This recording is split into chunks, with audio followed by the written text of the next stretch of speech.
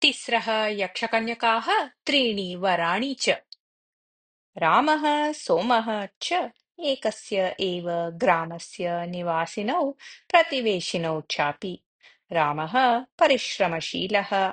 सः श्रद्धया कृषिं करोति स्म।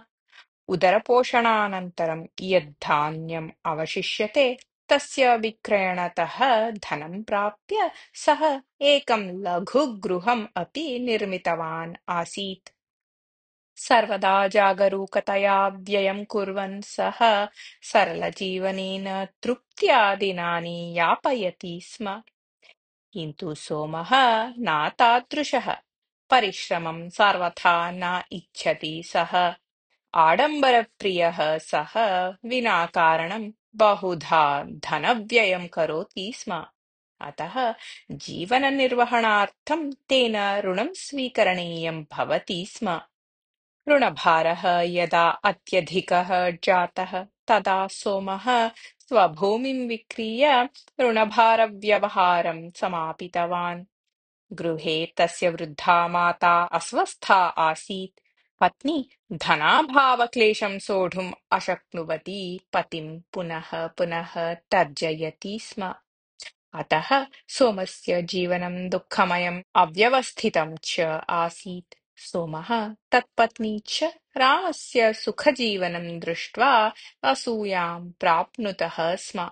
किन्तु सोमस्य परिवारस्य विषये रामस्य तत्पत्न्याः च कोऽपि असन्तोषः न आसीत्। रामः सोमः च मासे एकवारं मिलित्वा एव नगरं गच्छतः स्म। मासार्थं यावत् आवश्यकं तावत् वस्तुजातं स्वीकृत्य तौ प्रत्यागच्छतः स्म। प्रतिमासम् अपि तौ अरण्यमार्गम् अतिक्रम्य गत्वा तेनैव मार्गेण प्रत्यागच्छतः स्म। एकदा तौ गृहार्थम् आवश्यकानि वस्तूनि क्रीत्वा स्यूते पूरयित्वा अरण्यमार्गेण प्रत्यागच्छन्तौ आस्ताम्। मध्ये मार्गं वार्तालापसमये रामः चिन्तामिश्रितस्वरेण अवदत्। अचिरात् एव राज्ञ्याः चिरवियोगं प्राप्य राजा नितरां खिन्नः अस्ति। एतस्मिन् एव समये प्रतिवेशिराजः आक्रमणं घोषितवान् अस्ति। अतः चिन्ताग्रस्तः अस्ति राजा इति। एतत् श्रुत्वा हसन् उक्तवान् सोमः, राज्ञः स्थितिः या कापि भवति चेदपि ततः अस्माकं कः लाभः? अस्मदीयानि वस्तूनि अस्माभिः नेतव्यानि भवन्ति एव। एवं स्थिते किं राज्ञः स्थिते चिन्तनेन इति। रामः प्रतिवचनं किमपि न उक्तवान्। मौनेन गमनम् अनुवर्तितवान् सः। यद्यपि सः श्रावणमासः तथापि आकाशे मेघाः नाम्ना अपि न दृश्यन्ते स्म। दिनस्य तृतीये अपि प्रहरे घोरः आतपः बाधते स्म। रामः सोमम् अवदत्, देशस्य विषये कापि चिन्ता एव नास्ति भवतः। आस्तां तावत् सा कथा। वर्षद्वयतः इन्द्रदेवः अस्मद्ग्रामविषये किमर्थं वा कुपितः? किमर्थं वर्षद्वयतः अस्माकं ग्रामे वृष्टिः एव नास्ति इति। सोमः उपहासपूर्वकम् अवदत्, भवतः तु कृषिभूमिः अस्ति, अतः वृष्टिविषये चिन्ता भवतः। किन्तु मम तु नास्ति कृषिभूमिः, अतः वृष्टिचिन्ता अपि नास्ति। एतस्मिन् ग्रामे वृष्टिः न भवति चेत् यत्र वृष्टिः भवति तं ग्रामं गत्वा कस्यचित् क्षेत्रे कार्यं करिष्यामि इति। यदा तौ एवं वार्तालापं कुर्वन्तौ अरण्यमार्गेण गच्छन्तौ आस्ताम्, तदा पृष्ठभागतः सोमस्य मित्रस्य शकटम् आगतम्। सः सोमं दृष्ट्वा, भोः, शकटे एकस्य उपवेशनार्थं स्थलम् अस्ति, अतः भवान् आगत्य उपविशतु इति असूचयत्। मित्र, क्षन्तव्यः अहम् इति रामम् उक्त्वा शकटम् आरूढवान् सोमः। रामः एकाकी अरण्यमार्गेण गमनम् अनुवर्तितवान्। किञ्चित् अग्रे मार्गे पतितायाः वृक्षशाखायाः घट्टनतः सः अपतत्। तस्य वस्तूनि सर्वाणि इतस्ततः विकीर्णानि, सः मूर्छां गतः। गोधूलिवेलायां सः सचेतनः जातः। इतस्ततः विकीर्णानि वस्तूनि सः एकत्रीकृत्य स्यूते पूरितवान्। तदवसरे तेन एकं प्राचीनं ताम्रमयम् अङ्गुलीयकं प्राप्तम्। सः सन्तोषेण तत् अङ्गुलौ धृत्वा गमनम् अनुवर्तितवान्। अकस्मात् तस्य दृष्टिः वृक्षाणां मध्ये विराजमानस्य प्रासादस्य उपरि पतिता। सः तम् अरण्यप्रदेशं सम्यक् जानाति स्म। वृक्षेभ्यः ऋते किमपि भवनं तेन इतः पूर्वं न दृष्टम् आसीत् तत्र। अपूर्वं तद् भवनं दृष्ट्वा सः आश्चर्येण स्तब्धः। एतत् कथं दृष्टिगोचरं जातम् इति तेन न अवगतम्। सः तदेव भवनं निर्निमेषं दृष्टवान्। अत्रान्तरे यस्याम् अङ्गुल्याम् अङ्गुलीयकं धृतम् आसीत् तत्र अल्पा वेदना तेन अनुभूता। अतः सः अङ्गुलीयकं तस्याः अङ्गुलीतः अपनीय अन्यस्याम् अङ्गुल्यां धृतवान्। तत्समनन्तरम् एव तद्भवनम् अदृश्यतां गतम्। तदा तस्य आश्चर्यस्य सीमा एव न आसीत्। सः पुनरपि तत् पूर्वतनाङ्गुलौ एव धृतवान्। इदानीं पुनरपि तद्भवनं दृष्टिगोचरं जातम्। अमुकाङ्गुल्याम् अङ्गुलीयस्य धारणतः एव एतद्भवनं दृष्टिगोचरं भवति इति अवगतवान् सः। भव्यभवनस्य अन्तः गत्वा द्रष्टव्यम् इति तस्य मनसि इच्छा उत्पन्ना। सः भवनस्य मुख्यद्वारस्य समीपं गतवान्। भवनस्य प्रथमप्रकोष्ठे तिस्रः यक्षकन्यकाः उपविश्य हसन्त्यः वार्तालापमग्नाः आसन्। अभिमुखम् आगच्छन्तं कञ्चित् मानवं दृष्ट्वा ताः पृष्टवत्यः, भोः, कः भवान्? किम् अपेक्ष्यते भवता? इति। रामः स्वनामधामादिकम् उक्त्वा एतस्य भवनस्य बाह्यसौन्दर्यं दृष्ट्वा आकृष्टः अहम् एतस्य अन्तर्भागस्य सौन्दर्यम् अपि द्रष्टुम् अत्र उपस्थितः अस्मि इति अवदत्। अत्र मानवानां प्रवेशः निषिद्धः, अतः प्रतिगच्छतु भवान् इति उक्तवती एका यक्षकन्या। यदि भवान् विना विरोधं प्रतिगच्छेत् तर्हि वयं तिस्रः अपि भवते एकैकं वरं दद्याम इति उक्तवती अपरा। अस्माकं नाम उदया, सन्ध्या, निशा चेति। अस्मासु अन्यतमायाः नाम सप्तवारं जपित्वा अपेक्षितम् अभियाच्यते चेत् तत् सिद्धं भविष्यति इति उक्तवती तृतीया यक्षकन्या। रामः उदयायाः नाम सप्तवारं जपित्वा उक्तवान्, अस्माकं देशं वशीकर्तुं यः शत्रुः उपस्थितः अस्ति तस्य मनः परिवर्तनं भवेत्, सः सन्धिप्रस्तावम् अङ्गीकुर्यात् इति। अनन्तरं सः सन्ध्यायाः नाम सप्तवारं जपित्वा अवदत्, अस्माकं ग्रामे इतः परम् अतिवृष्टिः अनावृष्टिः वा न भवेत्, सदा सम्पत्समृद्धिः भवतु ग्रामे इति।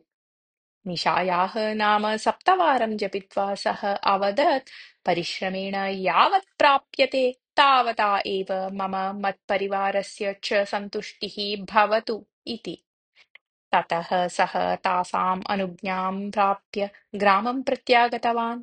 यावत् सः ग्रामसमीपं प्राप्तवान् तावता राजभटैः क्रियमाणं सडिण्डिमोद्घोषणं श्रुतं तेन। भो भो बान्धवाः, शत्रुराजः सन्धिम् अङ्गीकृतवान् अस्ति, अतः युद्धभीतिः अपगता अस्ति इति। एतत् उद्घोषणं श्रुत्वा रामः तृप्त्या निश्वसितवान्। प्रसन्नमुखमुद्रया यावत् सः ग्रामस्य अन्तः पदं स्थापितवान् तावता मेघगर्जनं श्रुतम्। अचिरात् एव वृष्टिः अपि आरब्धा। रामः पत्नीम् अपूर्वाङ्गुलीयकवार्तां श्रावयित्वा शत्रुराजेन कृतः सन्धिप्रस्तावः, ग्रामे जातः वृष्टिः च तस्य अङ्गुलीयकस्य एव प्रभावतः प्रवृत्तः।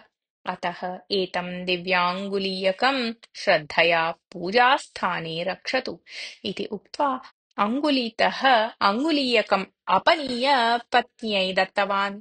तत् श्रद्धया स्वीकृत्य पूजागृहे स्थापितवती सा।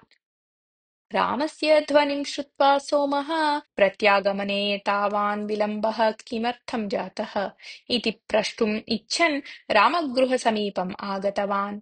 अङ्गुलीयकविषयकः रामस्य तत्पत्न्याः च वार्तालापः तेन समग्रतया श्रुतः। अतः सः रामं किमपि अनुक्त्वा मौनेन गृहं प्रत्यागतवान्। पत्नीम् आहूय अङ्गुलीयकवार्तां निवेद्य कथञ्चित् उपायेन तत् महिमान्वितम् अङ्गुलीयकं तस्मात् गृहात् चोरितं चेत् अहम् अपि ताभ्यां यक्षकन्यकाभ्यः वराणि प्राप्तुं शक्नुयाम् इति अवदत्। मम स्वास्थ्यं यथा सम्यक् स्यात् तथा प्रार्थना करणीया एकस्य वरस्य साहाय्येन इति उक्तवती सोमस्य वृद्धा माता। मम निमित्तम् उत्कृष्टम् एकं भवनं प्रार्थनीयं भवता इति उत्साहेन उक्तवती तस्य पत्नी। अस्तु तावत् सर्वं प्रार्थयाम, आदौ तत् अङ्गुलीयकम् आनीयताम् इति पत्नीं सूचितवान् सोमः। सोमस्य पत्नी गृहस्य पृष्ठभागे स्थितानि द्वित्राणि पुष्पाणि आवचित्य पुष्पदानव्याजेन रामस्य गृहं प्रति प्रस्थितवती। तत्समये रामः कूपस्य पार्श्वे स्नानं कुर्वन् आसीत्। तत्पत्नी तु पाककार्ये निरता आसीत्। भगिनी, अद्य शुक्रवासरः खलु, अतः पूजार्थं दातुं पुष्पाणि आनीतवती अस्मि इति उच्चस्वरेण उक्तवती सोमस्य पत्नी। महान् सन्तोषः, तानि पूजागृहे स्थापयतु, अहं पाकव्यग्रा अस्मि इति उक्तवती रामस्य पत्नी। सोमस्य पत्नी पूजागृहं प्रविश्य पुष्पाणि स्थापयित्वा अङ्गुलीयकं गृहीत्वा मौनेन ततः निर्गतवती। रामस्य मुखात् यथा श्रुतं तथैव कृतवान् सोमः। सोऽपि तस्मिन् एव स्थाने तादृशम् एव भवनम् अपश्यत्। यदा सः भवनस्य अन्तः गन्तुम् उद्युक्तः तदा यक्षकन्यकाः तमपि आगमनकारणं पृष्टवत्यः। अहं त्रीणि वराणि प्राप्तुम् आगतः अस्मि इति उक्तवान् सोमः।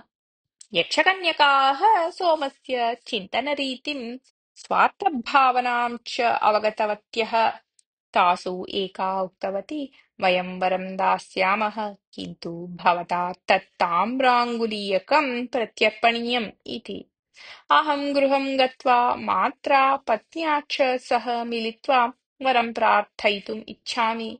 वरप्राप्तिक्रमः सः एव खलु, एकैकस्याः अपि नाम सप्तवारं जपित्वा वरम् अभ्यर्थनीयम्, एवं ननु इति उत्साहेन अवदत् सोमः। आम्, तथैव सर्वमपि इति उक्तवत्यः यक्षकन्यकाः। एवं तर्हि मम अभीष्टं सिद्धम्। अहो धन्योऽहम् इति वदन् सोमः ताम्राङ्गुलीयकं ताभ्यः प्रत्यर्पितवान्। अपरक्षणे एव ताः तद्भवनं च अदृश्यं जातम्। महता सन्तोषेण गृहं प्रत्यागतवान् सोमः। तस्य माता पत्नी च अत्यासक्त्या तस्य आगमनं प्रतीक्षमाणे आस्ताम्। गृहं प्राप्य सः प्रवृत्तं सर्वं ते निवेदितवान्। त्रयः अपि एकैकस्याः यक्षकन्यकायाः नाम सप्तवारं जपित्वा किं प्रार्थनीयम् इति चिन्तनम् आरब्धवन्तः। शतवर्षप्रयत्नं जीवनं याचिष्यामि इति उक्तवती माता। किं तेन? स्वास्थ्यस्य अभावे दीर्घायुस्तः कः लाभः? अतः यावत् जीवामि तावत् मम स्वास्थ्यम् उत्तमं भवतु इति याचतु इति सूचितवती स्नुषा। वृद्धा माता तथैव याचनां कृतवती। अपरक्षणे सा स्वस्था सती शय्यायाम् उपविष्टवती। एतद् दृष्ट्वा सोमस्य पत्नी खेदेन हा हन्त किम् एतत् प्रवृत्तम् अहं वासार्थम् उत्तमं भवनं सेवकान् सुवर्णरजताद्याभरणानि अष्टैश्वर्यं च याचितुम् इच्छामि स्म किन्तु अविवेकिनी एषा स्वास्थ्यप्रार्थनया सर्वं नाशितवती हन्त सर्वं विनष्टम् भवत्याः अस्वास्थ्यम् एव वरम् अभविष्यत् इति उक्तवती स्वस्थ्यां मातरं दृष्ट्वा सन्तुष्टः सोमः पत्न्याः असन्तोषवचनानि श्रुत्वा कोपेन मम मात्रा स्वस्थ्यां प्राप्तं चेत् भवत्याः कोपः किमर्थम् ततः किम् अस्माकम् उपरि आकाशः पतेत् अस्मत्प्रतिवेशी यदि कोट्याधिपतिः भवेत् तर्हि आजीवनं रोदनं करणीयं भवेत् भवत्या इति अवदत् तस्य वचनस्य समाप्तेः अनुक्षणम् एव सोमस्य गृहस्य छिदः पतितः लघुभूकम्पः जातः इव क्षणाभ्यन्तरे सोमस्य गृहं पूर्णतः विनिष्टं जातम् त्रयः अपि भीत्यां मार्गम् आगत्य स्थितवन्तः रामस्य गृहं यत्र आसीत् तत्र अपरक्षणे एव प्रासादसदृशम् एकं भवनं निर्मितम् अभवत् तत् विविधैः आभरणैः सुवर्णनाणकैः च पूर्णम् अपि अभवत् सोमस्य पत्नी सर्वं दृष्ट्वा ईर्ष्यया अश्रूणि स्रावितवती स्वार्थ्यभावनया ईर्ष्यया कोपेन च यत् सोमादिभिः उक्तं तदेव प्रवृत्तम् आसीत् अतः यक्षकन्यकानां वराणि शापाय एव जातानि परोत्कर्षं ये न सहन्ते तेषाम् एतादृशी एव दुर्गतिः भवति इति स्वानुभवात् अवगतवान् सोमः अतः उत्तमजीवनस्य आरम्भार्थं सः पत्न्या मात्रा च सह ग्रामान्तरं प्रति प्रस्थितवान् कथा समाप्ता